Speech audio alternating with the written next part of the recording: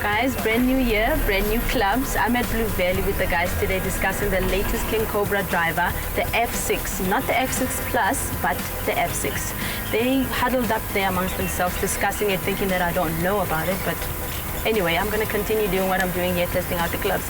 You go and listen what they have to say about it. Thanks, Bells, and that's why I'm holding this driver up, to give you the difference between the F6 Plus and the F6, which the F6 is just the carbon track. You'll see it hasn't got a carbon track, but it's got a black one and it's got a silver one. But who better than our good man PJ to give us a bit more information with Nick to tell us why they've picked this. And this club is aimed at your mid to higher handicap. So PJ, jump with the information for us, please. As always, thank you for keeping me in such high regard. You know, the King F6 driver, this for me is really exciting for multiple reasons. The biggest thing for me that they've introduced, which is really, really nice, is you've now got the ability to change your CG position for the average player. So very simple to understand. You've got towering, you've got penetrating. So you put the heavyweight in the front or in the back, higher flight, lower flight. Plain and simple. Nice and easy to understand.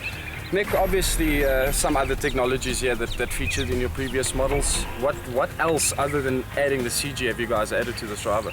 Now, Peach, thank you very much. This really is a remarkable driver for the mid-handicap player. You know, now having this movable weight technology has never been there before, which is great. It's a full titanium head, which gives it quite a big profile, you know, bigger sweet spot, which comes hand in hand with that, which is really nice for your mid-handicap player. E9 face technology, which we discussed in the previous show, coupled with speed channel, you know, faster ball speeds across the face. For the mid-handicap guy, which, you know, that guy needs. He misses the ball quite a lot in the toe and the heel, so really, really good for the player.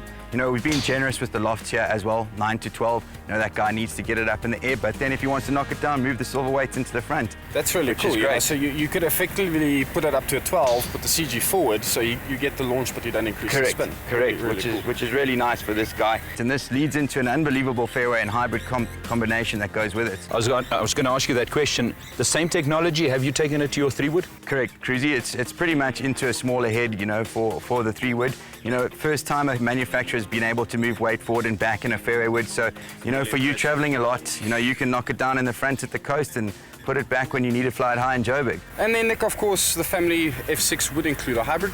Anything special you can tell us about this? Peach, the big thing about the hybrid is you'll notice that the weight is positioned in the back, so you can't move this one, so it's really there for as much forgiveness as possible in the hybrid. And you know, the technology really follows on from the driver, fairway and hybrid, so similar family. And as you can see on the club, you know, speed channel, you know, all that. And you know, once again, we're really maximizing loft here. We got from 16 all the way through to 25, so, you know, the guys can gap their sets nicely, you know, driver, fairway, hybrid.